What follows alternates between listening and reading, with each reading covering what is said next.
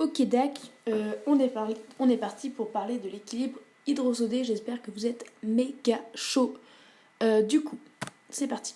Alors déjà, qu'est-ce qu'un bilan hydrique normal? Un bilan hydrique normal, c'est où normalement la notion d'homéostasie est respectée. La notion d'homéostasie, en fait, c'est une notion d'équilibre. Vos entrées d'eau à l'intérieur de votre corps doivent être égales aux sorties d'eau. Dans les entrées, qu'est-ce qu'on compte? On compte l'ingestion, le métabolisme, l'absorption intestinale, qui est couplée à l'absorption du glucose et du sodium. Et dans les sorties, on va avoir les pertes insensibles, les selles et les urines. Au niveau de l'état d'hydratation, donc vous avez une hydratation extracellulaire. Le volume correspondant, c'est le volume extracellulaire qui est non mesurable par l'organisme. Elle dépend du bilan sodé et la volémie efficace reflète l'hydratation extracellulaire. Ok. Et cette volémie efficace est mesurable par l'organisme. Elle dépend, cette volémie, du VEC, de la pression oncotique du plasma, du débit cardiaque et des résistances vasculaires périphériques. Ça, c'est à bien savoir. Ensuite, concernant l'hydratation intracellulaire, le volume correspondant, c'est le volume intracellulaire, rien de compliqué, qui est mesurable par l'organisme mais non mesurable par l'observateur.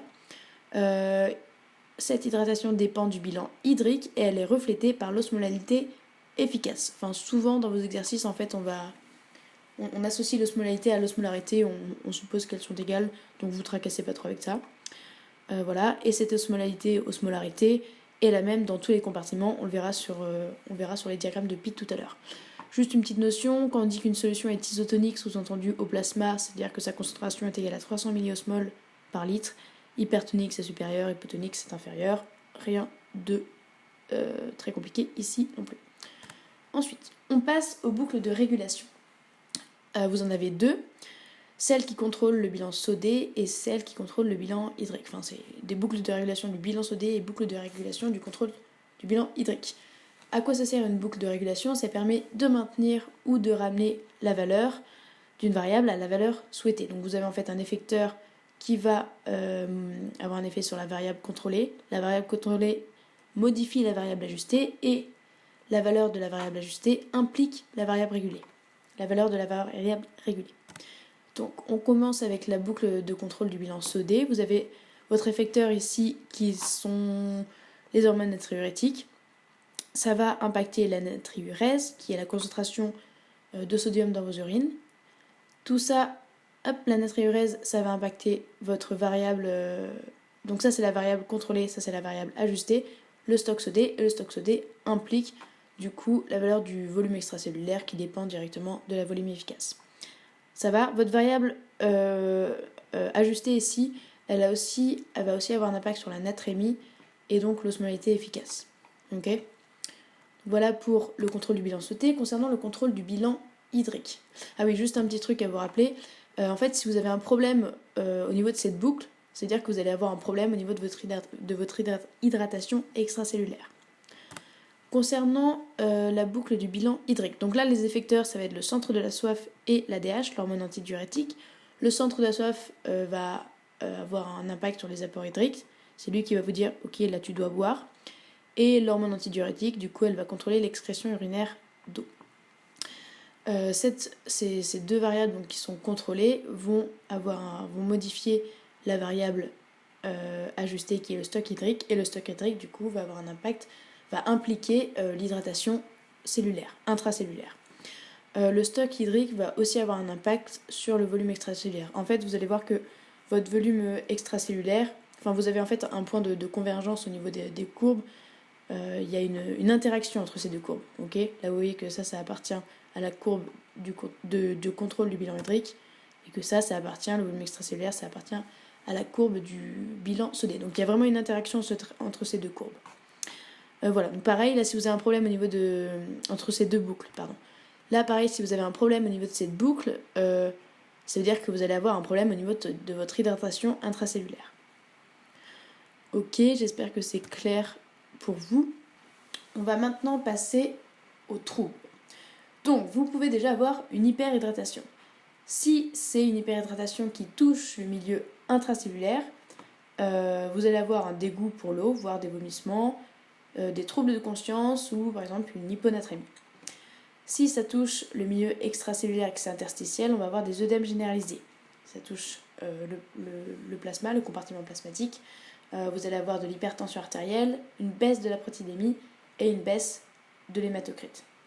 Okay, donc faites attention parce que si par exemple on a une baisse de l'hématocrite mais sans baisse de la protidémie, ça veut dire qu'on a une anémie. Okay, ça ne veut pas dire qu'on a une hyperhydratation, pas forcément.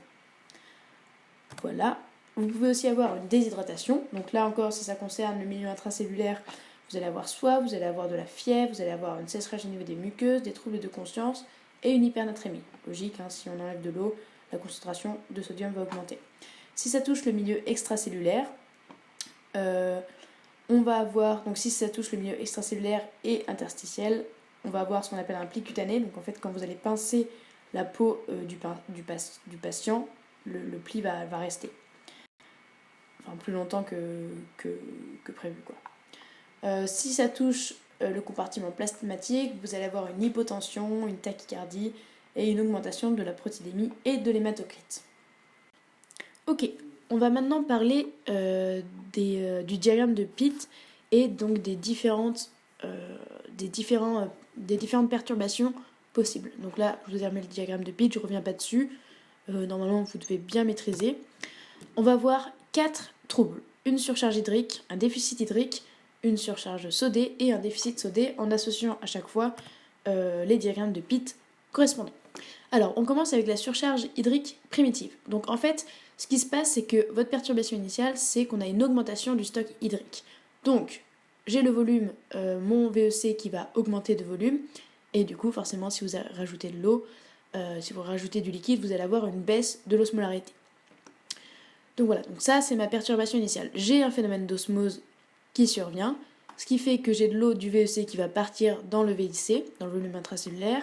Je me retrouve donc avec une hyperhydratation intracellulaire et extracellulaire, parce que certes, de l'eau est passée du VEC vers le VIC, mais pas assez pour revenir à l'équilibre au niveau du VEC. Je suis en situation d'hypotonie, parce que mon osmolarité est plus faible que la normale, vu que j'ai une surcharge hydrique. Je suis donc en hypervolémie efficace, vu que mon VEC est augmenté. Par contre, mon stock sodé ne change pas. Donc ça, c'était la situation à l'équilibre. La boucle sodée va intervenir pour venir réguler tout ça. Pas complètement. On se retrouve avec une hyperhydratation intracellulaire, mais par contre, l'hydratation extracellulaire est normale. Vous voyez, là, on a baissé la contenance du VEC. On est toujours en situation d'hypotonie, et donc hydratation extracellulaire normale, et ça veut dire ça que la volémie efficace est normale. On est quand même en situation pathologique quand même parce qu'on a une hyperhydratation intracellulaire. Donc pour ça, qu'est-ce qu'on va faire ? Vous allez dire à votre patient qu'il doit se mettre en restriction hydrique. Donc il doit moins boire. Donc ça, c'était pour la surcharge hydrique primitive. Maintenant, on passe au déficit hydrique primitif. Donc là, c'est pas un apport hydrique, du coup ça va être une perte. On perd une solution isotonique. Ça va baisser le volume extracellulaire et du coup augmenter l'osmolarité efficace. Ça, c'est la perturbation initiale. Comme tout à l'heure, j'ai un phénomène d'osmose qui va permettre d'arriver à un état d'équilibre. J'ai de l'eau du VIC en fait qui est passée de l'autre côté pour tenter d'équilibrer, tenter de compenser en fait l'augmentation de l'osmolarité. Sauf que bien sûr, ça ne suffit pas. Je suis toujours en situation d'hypertonicité. Ma concentration est trop forte. Je suis en déshydratation intracellulaire et extracellulaire. Et du coup, je suis en hypovolémie efficace. Pareil que tout à l'heure, mon stock sodé ne change pas. Ça, c'est la situation à l'équilibre. Ma boucle sodée va intervenir pour venir réguler tout ça.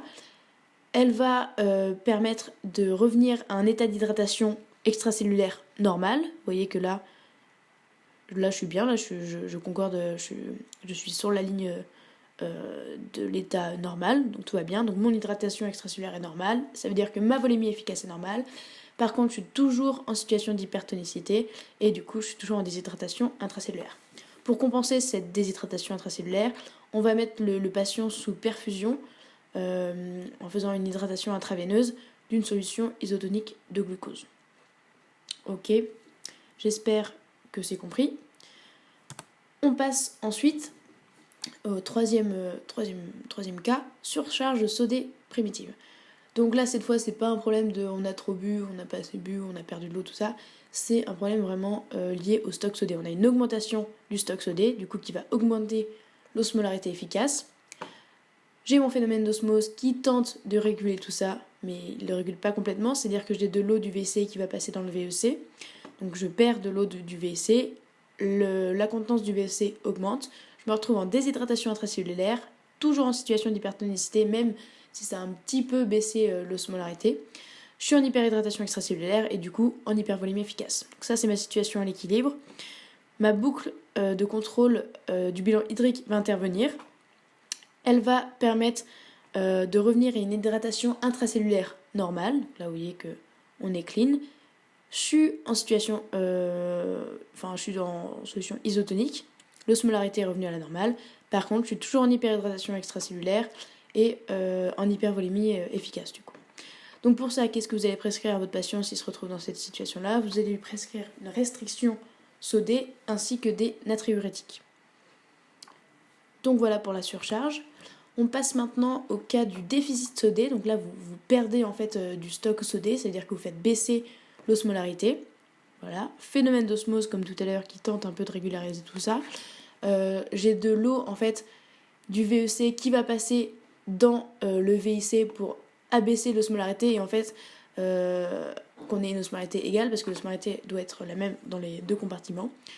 Donc l'eau de mon VEC est partie dans le VIC, je me retrouve en hyperhydratation intracellulaire, en situation d'hypotonicité, en déshydratation extracellulaire du coup puisque j'ai de l'eau du VEC par phénomène d'osmose qui est passée de l'autre côté et donc je me retrouve forcément en hypovolémie efficace. Ça c'est ma situation à l'équilibre. La boucle de contrôle du bilan hydrique intervient.